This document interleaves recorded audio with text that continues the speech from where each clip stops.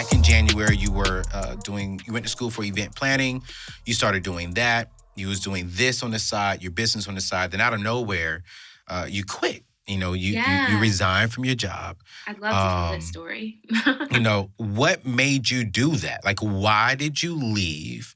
What was the thing that was really in your heart to say, you know what, it's time for me to pursue my dream full time? And I ask this question because you're right.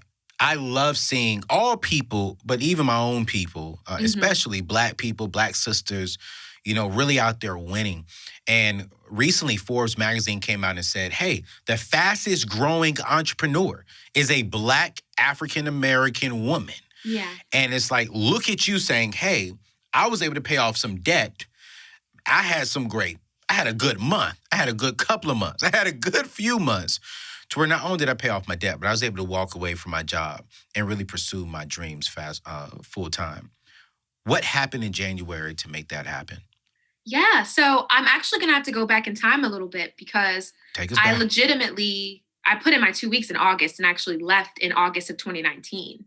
Oh. Yes. So The story, I'm have to go backwards a little bit. So like I said, went to school, hospitality administration, thought I was going to be in this industry, got a job immediately. Yeah. But I got a position as a graphic designer and marketing coordinator. So I was like, I'll just use these skills as a way in to what I really want to do. Right. So I was working and I quickly began to realize that not only was I not passionate about event planning, but my personality type was just not built for it. The attention to detail, I flow, I pivot, and that's just kind of how I am. You're Enneagram 7, which I hate that. I'm an Enneagram 3, you know what I'm saying? Oh, wow. Yeah. We don't operate the same way. We don't. I love that. But so as I realized that I didn't really want to pursue this anymore, I also had a few things happening in this workplace that kind of lit a fire under me for the topic of racial justice. So, for example, as the only Black woman employed at that organization, I often felt like a diversity hire or a token because there were positions that I was more than qualified for that I just was not offered. And they were offered to people who were, not as qualified as me. And I was the only Black woman. So I'm left thinking, okay, is it that?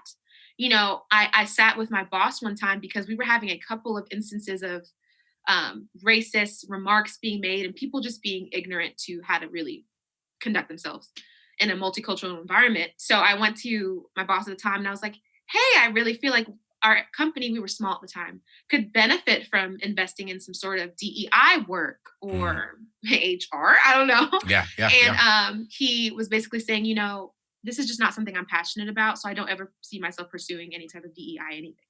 Yeah. And I was shocked, but then also not shocked. And I thought to myself, okay, this is not how I want to live my life in this kind of setting where I feel like I'm an afterthought and my struggles are not priority. Mm-hmm. So I was like, you know what? I don't really even want to do this anyway. So August of 2019, I started getting some clients on the side for graphic design work.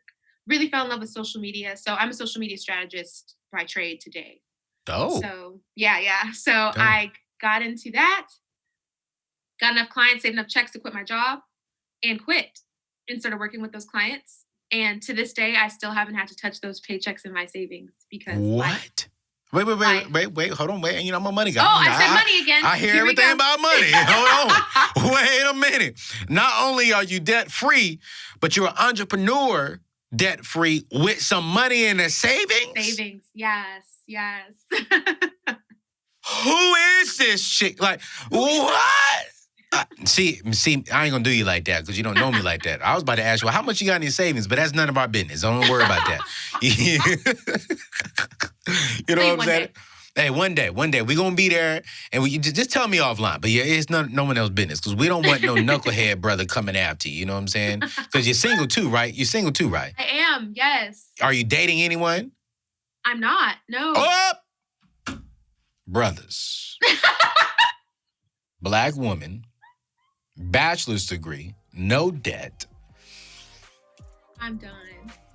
It's all true. Some money, I guarantee you, she probably got at least 15K in the savings. Minimum, bare minimum 15K in the savings. Y'all better come at her right. Y'all better come at her right. That's all I'm saying.